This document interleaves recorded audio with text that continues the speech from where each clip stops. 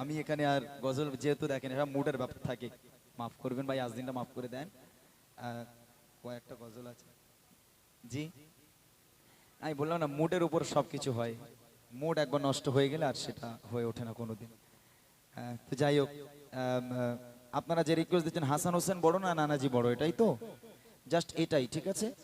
আর মা জনে কালো মা, কালো মা, ও আল্লাহ, তুমি আবার ওই দিক যাচ্ছ কেন ভাই? যাও তোমার বউটাকে বাড়ি যাও। আচ্ছা আচ্ছা, যাক আলহামদুলিল্লাহ। অনেক বেশি রিকোয়েস্ট দিলে আবার রাত হয়ে যাবে, এবার এবার বেশি দিলে আমার ওয়াজ করা ছাড়া লাইন থাকবে না। আমি লোকও তাড়াতে পারি, লোক আনতে পারি। এখন ওয়াজ করে দিলে কিন্তু সব পালাবে, আমি বলে দিচ্ছি। ওই জন্য এতক্ষণ হয়ে যেত যে গজল করে রিকোয়েস্ট দিচ্ছে, এতক্ষণ ইনশাল্লাহ আমি গিয়ে দিতাম। তো যাই হোক, অনেকগুলো রিকোয়েস্ট দিচ্ছে। হারা গুম্বাদ যে দেখো এই গজলটা গাইতে হবে। আচ্ছা, এই গজলটা আমি একটুখানি গিয়ে দিচ্ছি, তাহলে ইউদিন আইটা আমি রেখে দিলাম।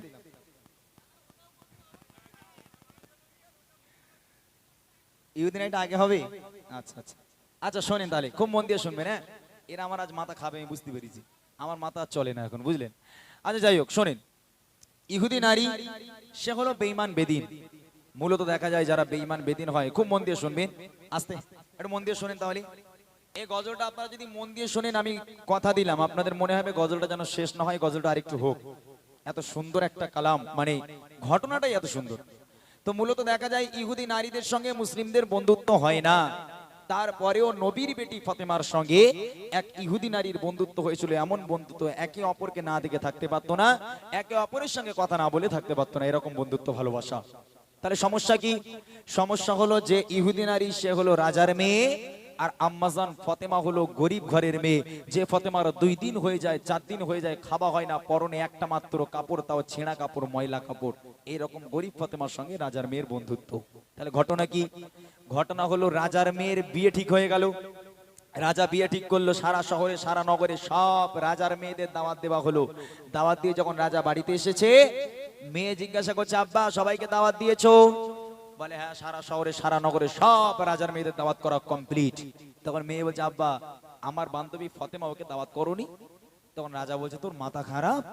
ওই ফকির ভিখারি গরিব ফাতেমা, যে ফাতেমার খাওয়া হয় না, যে ফাতেমার পরনে একটা মাত্র কাপড়, ময়লা কাপড়, তাবলি মারা কাপড়, ওই গরিব ভিখারি ফাতেমাকে দাওয়াত দিয়ে আমি আমার রাজপ্রাসাদে আনবো তোর বিয়ে খাওয়ার জন্য? কি করে বলিস তুই ফাতেমাকে দাওয়াত দিতে? এই হলো ঘটনা। এখন এই গরিব ফাতেমা রাজার মেয়ের বিয়েতে রাজপ্রাসাদে বিয়ে খেতে আসবে কিনা, শেষ পর্যন্ত খুব মন দিয়ে শুনে, তাহলে বুঝতে পারবেন নবীর বেটি ফাতেমা কেমন নারী ছিল। কবি লিখছে, এক ইহুদি নারী ছিল, যার বন্ধু ছিল মা ফাতেমা।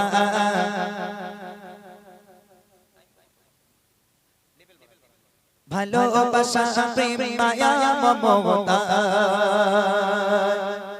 ছিল তাদের অনুপ্রেরণা,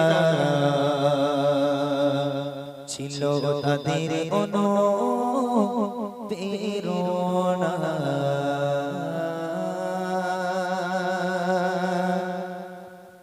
এক ইহুদি নারী ছিল, যার বন্ধু ছিল মা ফাতেমা। ভালোবাসা প্রেম মায়া মমতা ছিল তাদের অনুপ্রেরণা, ছিল তাদের অনুপ্রেরণা। একে অপরের চিন্তা ভাবনায়, একে অপরের চিন্তা ভাবনায় গাথা মায়ারে বন্দনা। ভালোবাসা প্রেম মায়া মমতা ছিল তাদের অনুপ্রেরণা, ছিল তাদের অনুপ্রেরণা। এক তারিখে ইহুদি মেয়ে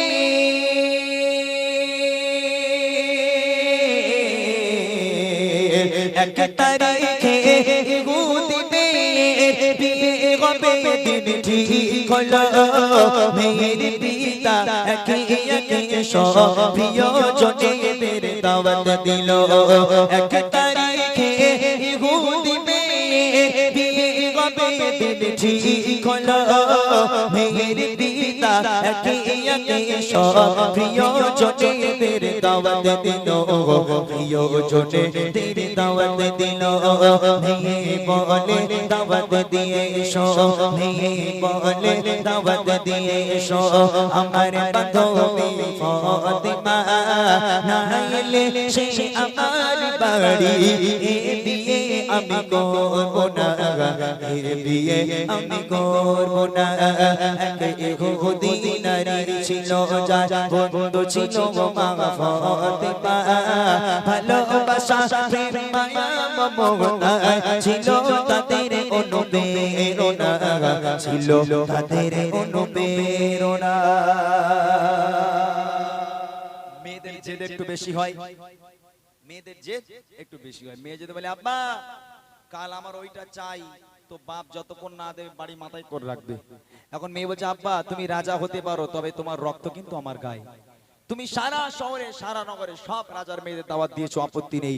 আমার বান্ধবী ফাতেমা সে হলো আমার বেস্ট ফ্রেন্ড, সে হলো আমার সবচেয়ে ভালো বন্ধু।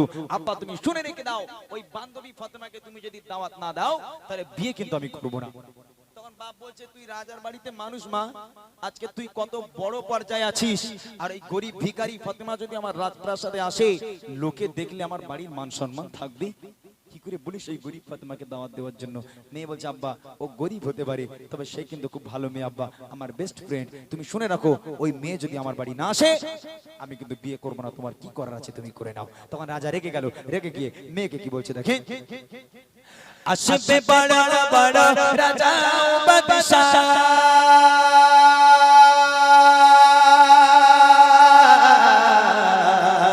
আসবে বড় বড় রাজা বাদশাহ তোমার বিয়েতে আমার বাড়ি গরিব ফাতেমা ছিড়া জামা আছে কি তার কোনো নতুন শাড়ি আসবে বড় বড় রাজা বাদশাহ তোমার বিয়েতে আমার বাড়ি গরিব ফাতেমা ছিড়া জামা আছে কি তার কোনো নতুন শাড়ি আছে কি তার কোনো নতুন শাড়ি বাড়ির সম্মান হবে যে মদিনা বাড়ির সম্মান হবে যে মদিনা আসলে গরিব ওই ফাতেমা শোনো বেটি তোমার প্রস্তাব মেনে নিতে আমি পারবো না মেনে নিতে আমি পারবো না এক ইহুদি নারী ছিল যার বন্ধু ছিল মা ফাতেমা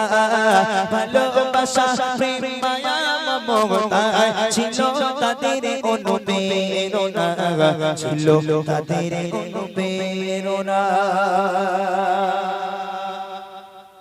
বাপ হেরে গেল মেয়ের কাছে, মেয়ের জেদের কাছে বাপ হেরে গেল। এখন বাপ নিরুপায় হয়ে মেয়েকে বলছে ঠিক আছে তোর প্রস্তাব আমি মানবো মা, তবে আমার একটা শর্ত আছে। আব্বা কি শর্ত?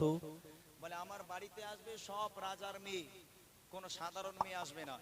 আমার বাড়িতে তোর বিয়ে খেতে আসবে সব রাজার মেয়ে। এখন তোর বান্ধবী ফাতেমাকে বল রাজার মেয়েরা যেমন দামি দামি পোশাক পরে দামি দামি সুন্দর জামা কাপড় পরে আমার রাজপ্রাসাদে বিয়ে খেতে আসবে, তোর বান্ধবী গরিব ফাতেমাকে বল সে যদি আজকে রাজার মেয়েদের মতো করে দামি জামা কাপড় পরে আসতে পারে তাহলে এন্ট্রি আছে। আর যদি তোর বান্ধবী ফাতেমা গরিব হালাতে ছেঁড়া জামা পরে যদি আমার রাজপ্রাসাদে আসে, আমি কিন্তু অপমান করে তাড়িয়ে দেবো। বল তোর বান্ধবী ফাতেমাকে।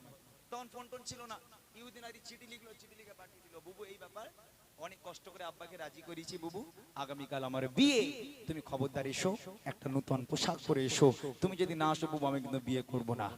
আম্মাজান ফাতেমা হাসতে হাসতে দাওয়াত কবুল করে নিল। ঠিক আছে বাবু, আল্লাহ পাক যদি রাজি থাকে, আল্লাহ পাক যদি বাঁচিয়ে রাখে, আগামী কাল সকালে ফাতেমা তোমার বিয়েতে যাবে ইনশাআল্লাহ। যে ফাতেমার খাওয়া হয় না, পেটে পাথর বেঁধে রাখে, ওই ফাতেমা ওয়াদা করে দিল যে তোমার বিয়েতে আমি নতুন পোশাক পরে কালকে তোমার বিয়েতে যাব।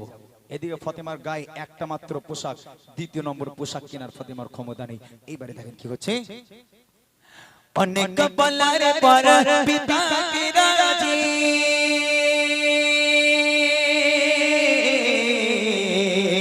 অনেক বলার পর পিতা কি রাজি করে নিল ইহুদি মেয়ে। পিতা বলে বেশ তবে জানো সে আসে তবে পোশাক গায়ে দিয়ে আসে তবে পোশাক গায়ে দিয়ে গরিব বলে আজকে ফাতেমা গরিব বলে আজকে ফাতেমা হয় গো কত লাঞ্ছনা সকল নারীদের হবে যে সরদার তাকে তো তোমরা চিনলে না তাকে তো তোমরা চিনলে না এক ইহুদি নারী ছিল যার বন্ধু ছিল মা ফাতেমা ভালোবাসা মায়া মমতা ছিল তাদের অনুপ্রেরণা ছিল তাদের অনুপ্রেরণা এইবারে দেখেন দাওয়াত কবুল হয়ে গেল। এইবার ফাতেমা নামাজের পার্টি ফেলেছে, নামাজের পার্টি ফেলে 2 রাকাত নামাজ পড়েছে, পরে ফাতেমা সিজদায় চলে গেল। সিজদায় গিয়ে ওই যে হাউ হাউ করে কান্না শুরু করলো। ফাতেমা সিজদা থেকে আর মাথা তোলে না।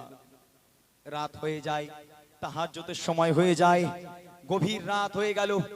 এক লাগারে সিজদায় পড়ে আম্মাজান ফাতেমা কাঁদছে, এত কান্না কেঁদেছে। মা ফাতেমার জায়নামাজটা পুরো ভিজে গেছে, ফাতেমার গায়ে যে পোশাকটা ছিল পুরো ভিজে গেছে। আমার আল্লাহ সহ্য করতে না পেরে জিবরিলকে বলছে, জিবরিল তাড়াতাড়ি করে চলে যাও জান্নাতে, একটা জান্নাতি প্যাকেজ তৈরি করো, ওই প্যাকেজটা নিয়ে ফাওরান আমার নবীর হাতে দিয়ে এসো। আমার নবীকে বলো সে যেন তার বেটির কাছে দিয়ে আসে। জিবরিল চলে গেল জান্নাতে, একটা জান্নাতি প্যাকেজ তৈরি করা হলো। ওই প্যাকেজটা নিয়ে নবীর কাছে এসে জিবরাইল সালাম বলছে, হে নবী, আল্লাহ পাক আপনার বেটি ফাতেমার জন্য জান্নাতি উপহার দিয়েছে, আপনি দিয়ে আসুন। ওই রাতের বেলা আল্লাহ রাসূল ফাতেমার বাড়ি এসে হাজির। ফাতেমা, আব্বা এসেছি, দরজা খোলো। দরজা খুলে গেল, দরজা খুলে দেখছে আম্মাজান ফাতেমা সিজদায় পড়ে হাউ হাউ করে কাঁদছে। আমার নবী ডাক দেয়, ফাতেমা। আম্মাজান ফাতেমা এলো। আল্লাহ রাসূল এই কন্ডিশন দেখে কোনো কথা বললো না, শুধু বলল, ফাতেমা এই প্যাকেজটা তোমার কাছে দিচ্ছি, তুমি তোমার ঘরে রেখে দাও, আমি আব্বা কালকে আসবো, কাল সকালে কথা হবে। জাস্ট এতটুকু কথা বলে আমার নবী চলে গেল। আম্মাজান ফাতেমা প্যাকেজটাকে ঘরের কোণে রেখে দিয়ে দরজা বন্ধ করে আবার পুনরায় সিজদায় গিয়ে হাউ হাউ করে কান্না শুরু করে দিল। এইবারে দেখেন কি হচ্ছে। খোদার মহিমা কেউ তো বোঝে না,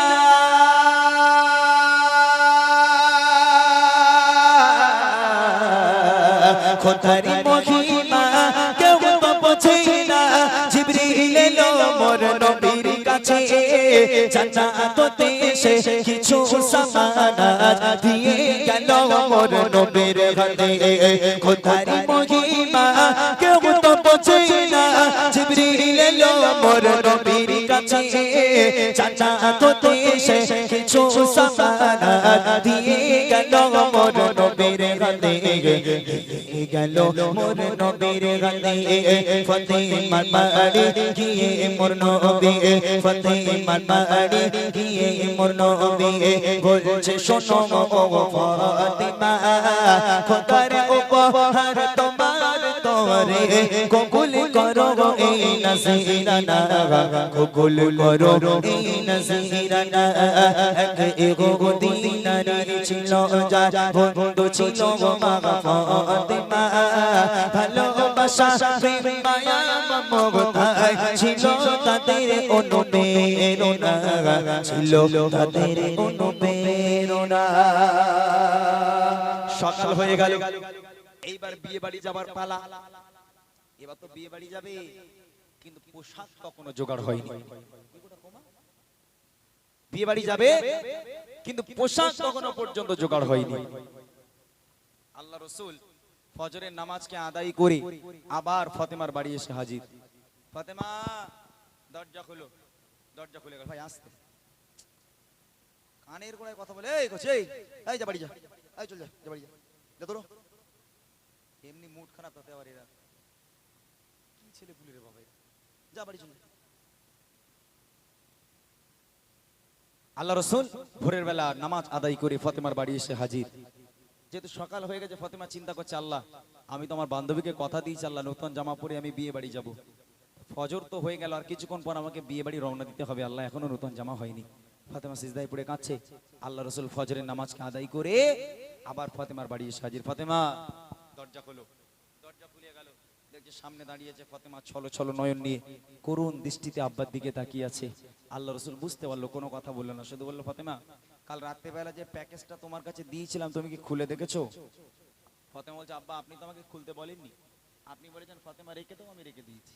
কেমন ফতেমা দেখে, বলছে আব্বা আপনি তো খোলার হুকুম দেননি, আপনি বলেছেন ফতেমা রেখে দাও, আমি রেখে দিয়েছি, আপনি খুলতে তো বলেননি। আমার ঘরের মেয়েরা পারবে? হ্যাঁ, বাপ যদি বলে খুকি এটা রাখতে খুব দামি জিনিস, খবরদার যেন কারোর হাতে দিস নি, তুই তোর কাজ তোর ঘরে রেখে দে, কাল সকালবেলা লোবো। ও আল্লাহ, মেয়ে মনে মনে করছে একবার যাও ভাই তো দেখতেছি কি হয়। বাপ চলে যেতে যা দেরি, ছিটকানা দিয়ে ছিঁড়ে গুঁড়ে দেয়, তোর মধ্যে কি আছে। হ্যাঁ, তো নবীর বেটি ফাতেমা বলছে আব্বা আপনি তো খুলতে বলেননি, বলে নিয়ে এসো। প্যাকেজটাকে নিয়ে আসা হলো, আল্লাহ রাসূল বলছে ফাতেমা খোলো। প্যাকেজটাকে ছেঁড়া হলো, ছেঁড়ার পর আম্মাজান ফাতেমা দেখছে আল্লাহ পাক আল্লাহ তাআলা জান্নাত থেকে আম্মাজান ফাতেমার জন্য পৃথিবীর বুকে সবচেয়ে দামি একটা পোশাক আর পৃথিবীর বুকে সবচেয়ে দামি একটা খুশবু আল্লাহ পাক জান্নাত থেকে আম্মাজান ফাতেমাকে উপহার দিয়েছে। একবার জোরে বলুন না সুবহানাল্লাহ। সারাটা রাত কেঁদেছে ফাতেমা, কিন্তু আমার আল্লাহ ওই রাতের বেলা ফাতেমার ঘরে পোশাক পাঠিয়ে দিল ফাতেমার অজান্তে। এইবার ফাতেমা খুশিতে বাগে বাগ, তাড়াতাড়ি করে গোসল করে ফ্রেশ হয়ে যখন জান্নাতি পোশাক পরেছে, জান্নাতি খুশবুটা লাগিয়েছে, লাগানোর পর আব্বাকে বলছে আব্বা আপনি আমাকে বিদায় দেন, আমি আর দেরি করব না, আমি আমার বান্ধবীর বিয়েতে যাব। আল্লাহ রাসূল বলছে ফাতেমা যাচ্ছ যাও, দুটো কথা খেয়াল রাখবে, কোন পর পুরুষ যেন তোমার চেহারা দেখতে না পায়, যে সমস্ত নারীরা পর পুরুষের সঙ্গে ওঠা বসা চলাফেরা ওই সমস্ত নারীরাও যেন তোমার আশেপাশে না আসতে পারে, যাও চলে যাও। আব্বার কাছে থেকে সালাম নিয়ে বিদায় নিয়ে গুটি গুটি পায়ে ফাতেমা চলেছে কোথায়?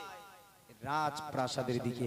রাজপ্রাসাদের মেন গেটে যখন পাটা রাখলো ফাতেমা, রাখার সাথে সাথে দেখছে সারি সারি লাইন দিয়ে বসে আছে সব রাজার মেয়ে, একটাও সাধারণ মেয়ে নেই। আম্মাজান ফাতেমা পৌঁছে গেল, পা রাখার সাথে সাথে কি ঘটনা ঘটছে দেখেন। যখন ফাতেমা আসে সে বাড়ি,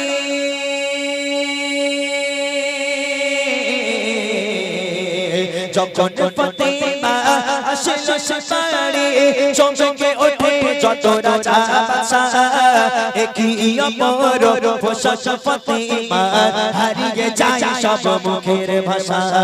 যখন ফাতেমা আসে সে বাড়ি, চমকে ওঠে যত রাজা বাদশা, একই অপর পোশাক ফাতেমা, হারিয়ে যায় সব মুখের ভাষা, হারিয়ে যায় সব মুখের ভাষা। সুবাসে ভরপুর দূর বহুদূর, সুবাসে ভরপুর দূর বহুদূর, মিশকের গন্ধে দিবানা, কোথায় রাজা আর কোথায় বাদশা, করে ফাতেমাকে বেঈমানা, করে ফাতেমাকে বেঈমানা। এক ইহুদি নারী ছিল যার বন্ধু ছিল মা ফাতেমা, ভালোবাসা প্রেম মায়া মমতা ছিল তাদের অনুপ্রেরণা, ছিল তাদের অনুপ্রেরণা। ফাতেমা যেই রাজার বাড়িতে পা রাখলো, রাখার সাথে সাথে রাজার মেয়েরা সব উঠে দাঁড়িয়ে গেছে। এ কি অবস্থা, যে ফাতেমাকে আমরা ভিখারি বলতাম, ফকির বলতাম, ওই ফাতেমা এমন একটা পোশাক পরে রাজার বাড়িতে এসেছে, রাজার মেয়েদের হুঁশ উড়ে গেল, চোখগুলো বড় বড় করে একেবারে মানে অবাক দৃষ্টিতে তাকিয়ে আছে। ইহুদি নারী এলো, বান্ধবী এলো, ফাতেমার হাত ধরে সোজা চলে যাচ্ছে কোথায়? রাজার মেয়ের বিয়ে মানে বিশাল বড় বিয়ে হবে, বড় স্টেজ করা হয়েছে, স্টেজের উপরে যেখানে কোণে বসবে, কোণের পাশে সিংহাসন দিয়ে আম্মাজান ফাতেমাকে বসানো হলো। এখান থেকে শিক্ষা দেখেন, যে সমস্ত রাজার মেয়েরা ফাতেমাকে ভিখারি বলে, ফকির বলে, গরিব বলে, ওই সমস্ত রাজার মেয়েরা নিচে, আর আমার আল্লাহ গরিব ফাতেমাকে সবার উপরে সিংহাসনে বসিয়ে দিয়েছে। জোরে জোরে হবে না সুবহানাল্লাহ।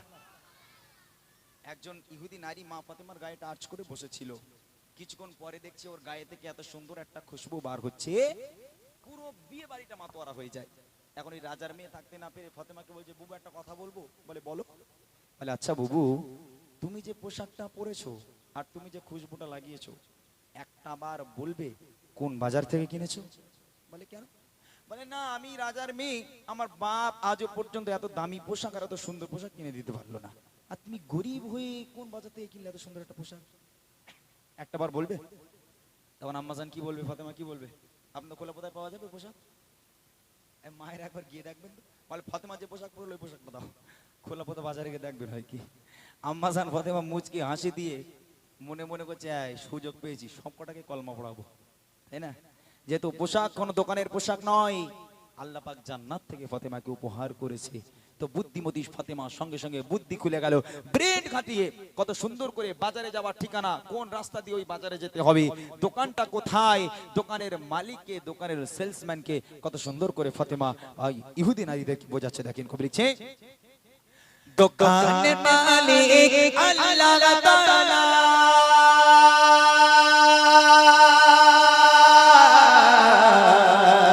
দোকানের মালিক আল্লাহ তাআলা, পৌঁছায় তারে জিবরিল আমিন, সেই দোকানে যাবার সময় ইহদিনাস সিরাতাল মুস্তাকিম।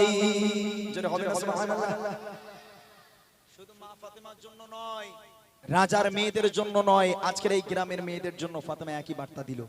যদি ফাতেমার মতো পোশাক তুমিও পেতে চাও, ফাতেমা বলে দিচ্ছে ইহদিনাস সিরাতাল মুস্তাকিমের পথ ধরে চলে যাও, বাজার পেয়ে যাবে। বাজারটা হলো জান্নাত, জান্নাতে চলে যাও, দোকানটা পেয়ে যাবে, যে দোকানের মালিক হলো আমার আল্লাহ, আর আল্লাহকে পেয়ে যাও। পৃথিবীর বুকে ফাতেমার মতো এরকম পোশাক তুমি অ্যাভেলেবেল পেয়ে যাবে। আরেকবার জোরে হবে না? তাহলে এটা শুধু রাজার মেয়েদের জন্য নয়, এটা সারা বিশ্বের মুসলিম নারীদের জন্য ফাতেমা একই বার্তা দিল, ইহদিনাস সিরাতাল মুস্তাকিমের পথ ধরো, ওই বাজারে চলে যাও, ফাতেমার মতো পোশাক তুমিও পেয়ে যাবে। শেষ কথা কবি লিখছে, দোকানের মালিক আল্লাহ তাআলা, পৌঁছায় তারে জিবরিল আমিন, সেই দোকানে যাবার সময় ইহদিনাস সিরাতাল মুস্তাকিম, ইহদিনাস সিরাতাল মুস্তাকিম। শোনো ইমিরান এমন তার শান, শোনো ইমিরান এমন তার শান, ও সোচরে যায় চোখের কণা, একে একে সব ফাতেমার হাতে পড়ে নিল যে কলেমা, পড়ে নিল যে কলেমা।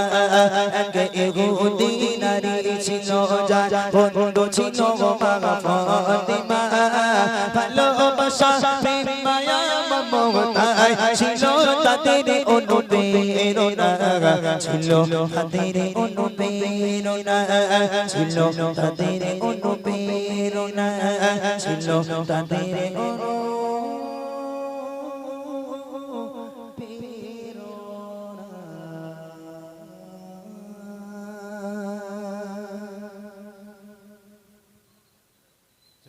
শুনলেন, সেহুদ্দিন আলী এবং মা ফাতেমার বন্ধু।